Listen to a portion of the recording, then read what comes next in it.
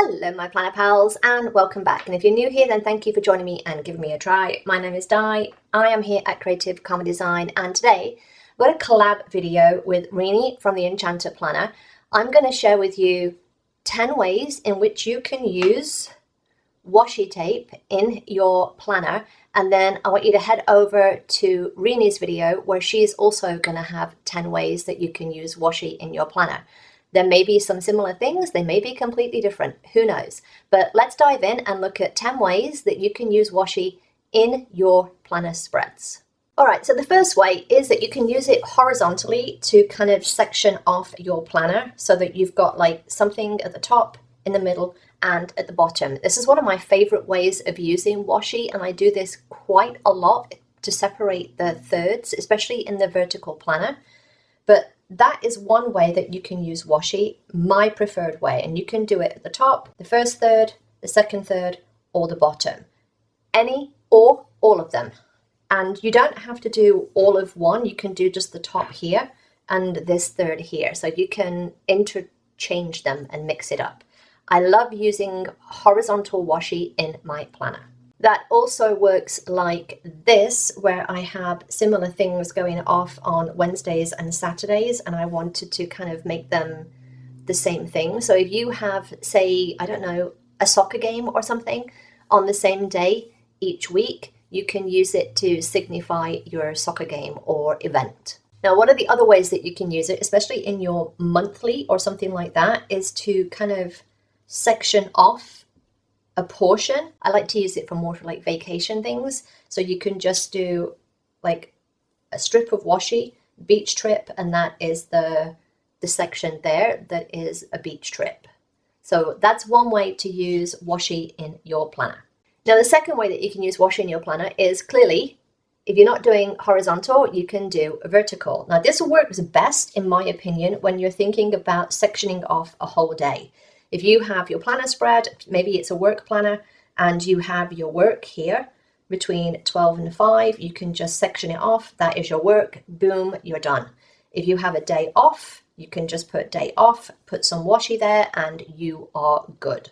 Now, just as you did for the horizontal, you can also do vertical strips here to section off each day, just so that you have more of a distinct lineation of each day going down the page rather than across the page.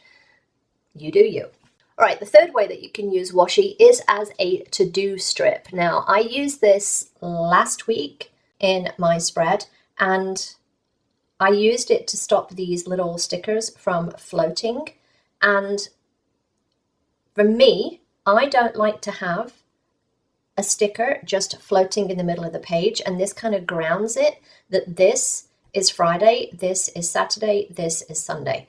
That's what I like to do, and I've shown you that here as well with a colored sticker. So if you have a colored sticker that you're struggling to use, so maybe it's something like this, it says don't look back. If I just put that on here, it just looks very strange. All I have to do is put some washi underneath it, and it just kind of grounds it onto the page. Clearly you would use the same kind of color or a complementary color, but yeah, it just helps ground it to a particular page, a particular day, or something like that. If you have lined or dotted washi like this one, I can actually use this now as a to-do list. But if you have some kind of, I want to say like thicker washi that has the dots on it, or a line on it or something, also works well with something like this that has little, if you can see this, like this would be a spot, this would be a spot, and this would be a spot where they naturally kind of point to one side. Then that can be your to-do list as well. But whether it's dots, it could be lined, but yeah, it just helps kind of make that your to-do list. You can also do it in your regular washi, and all you've got to do then is come in with a permanent pen And then when you do them, check, check, check. All right, the fourth way that you can use washi is to cover up things in the layout that you don't like. Now, it could be like here, where I've got the little strip down the side. I could just come in with some washi, and I'm just choosing this one at random because it was by the side. And I could just cover that up and I am done, right? So I can cover up whatever is there that is not fitting into the scheme that I want to do. Clearly, it wouldn't be this washi, but if you have a planner layout like this one that has these little mood trackers, and there's this, let me just show you this underneath here. This underneath here is this weird brown color, is color blocking. So I've just chosen to use a washi, covered that up, covered this up, and then you're good to go. So if you have something in your planner that doesn't work for you, whether it's something like this with the headers or something, or whether it's this strip here that's color blocked or something here, cover it up with washi. Use it as a cover up. That also works on stickers and boxes. All right, now the fifth way that you can use washi is you can use it to, I like to call it connecting boxes or grounding boxes. So you can see here that I've got a box, but because this is the wellness planner, it doesn't fit towards the bottom because these are vertical and these are longer. These, I think, 3 inches rather than 2.5. Yeah, they're almost 3 inches rather than the 2.5 that are in the vertical. So what I did was, I don't know if you can really see it, but what I did was take a little bit of washi at the bottom in a coordinating color and put that underneath. But just to fill in that little gap there. The other thing that you can do is put it inside your box to ground it. Now I like doing this when I have it elsewhere in the spread. So if I had some of this washi up here, for example, if I had some of that washi up here and it was here and I'm like, okay, I need it somewhere else, but I don't want to put it here because I want to use this for journaling, put it inside your box. Put it inside your box. And the great thing is, if you need more room to journal, you can just take it off, because that's the great thing about washi. So yeah, the other thing that you can do is, again, it kind of grounds and links your boxes. So you can put your washi here and it kind of grounds it to the edge of the page. I hope that makes sense. And you can do the same with this one. So it just makes it a little bit more anchored to the page rather than floating on the page. Put them around boxes, put them in boxes. And again, this doesn't have to be that way. It could be that way.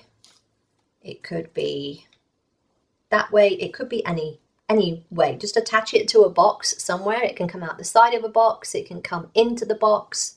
All right, so the sixth way that you can use your washi in your planners is when you've come in and you've done the spread and you've left yourself space, you've journaled, you've done all the things, and then you're like, I didn't use this space, right? I didn't use this space. What you can do is you can fill it with stickers. Totally can do that. You can leave it, or you can come in and you can fill it with some washi. But you can fill it with a little bit of washi as a sticker rather than use your actual stickers. When you have your washi, you can have it like this, where it's just, again, horizontal, vertical, diagonal, however you want it. You've got skinny washi. You can also get it even thinner than this, like half the thickness of this. You've got thicker washi. You can get it even thicker. It can even come as thick as this. But you can cluster it. I use these 3 washis to create this little cluster down in the corner. And this one here, I just put it as it is. This one I put as it is, but this one I ripped it in half. So all I did was take it, rip it roughly in half, and then you've got a little cluster that you can have there. But that looks completely different to this. So yeah, think about clustering them together, especially if you have like a few of the same kind like this, where I've got a grid, I've got the reverse grid, and I've got a solid. If you've got something that looks the similar, it also works great if you've got like some of the text washi or something like that. But yeah, that's another great way, is to kind of cluster it all together and make it more of an accent on the page to fill in some of the space rather than use a sticker. All right, the 8th way that you can use your washi is thinking about ways that you can change your washi. Now, again, I've taken that same washi that I had on the previous page, I've got it here, and I've ripped the edge. So all I did was I come in, I take the washi and I just rip it so that it's not a 90-degree angle at the end. Here, I came in with my slice tool, with the ruler, and I sliced the edge. Here, I did it at an angle. And again, this could be any angle. It doesn't have to be a sharp, pointy one like this. It can just be more of a slant. It can be an arrow. It can be any kind of thing. Here I came in, and because this is, I don't know how thick this is. This is just over 1/2 inch. Well, if I don't want 1/2 inch and I want it narrower, I can come in and I can cut it. I can separate it in two as I did here, or I can just use the top or just use the bottom. I can use it in any kind of way. If I don't want to cut it and have this nice straight line, which you know me, I like my straight lines, you can come in like this and just rip it, and then you've got two, and use those two separately elsewhere on your page. So either cut or tear it. Don't think you have to have it as is. You can cut it, you can tear it, you can rip it, you can just let your imagination run wild. All right, the 9th thing that you can do with your washi is you can use it as headers, you can use it as flags, and you can use it as bullets. And all you need to do for that is take your washi. Now, because I am type A, what I did was I found a stencil like this that has a little flag, and I came in and just came into here, did a little flag, cut it with my tool, and then boom, now I got a little flag with the washi. So yeah, the other thing that you can do if you have a steady hand is to do it freehand, especially if you're doing something like this. Boom. You can cut the sucker up, make it into different shapes and stuff like that. Now, the other thing that you can do, kind of in a similar vein, is if you have punches from your scrapbooking or other crafts, put some washi on some sticker paper. I do advise using sticker paper rather than regular paper. So I've just got a scrap of sticker paper here that I've just laid some washi on in the strips. And I've just made sure that I've kind of matched up the different colors that were on here. And then now I have a sticker that I can use anywhere on my spread that is the same washi that I've used elsewhere and done these little things. So yeah, and the other thing is, don't throw away this portion, because, bonus tip, cut this.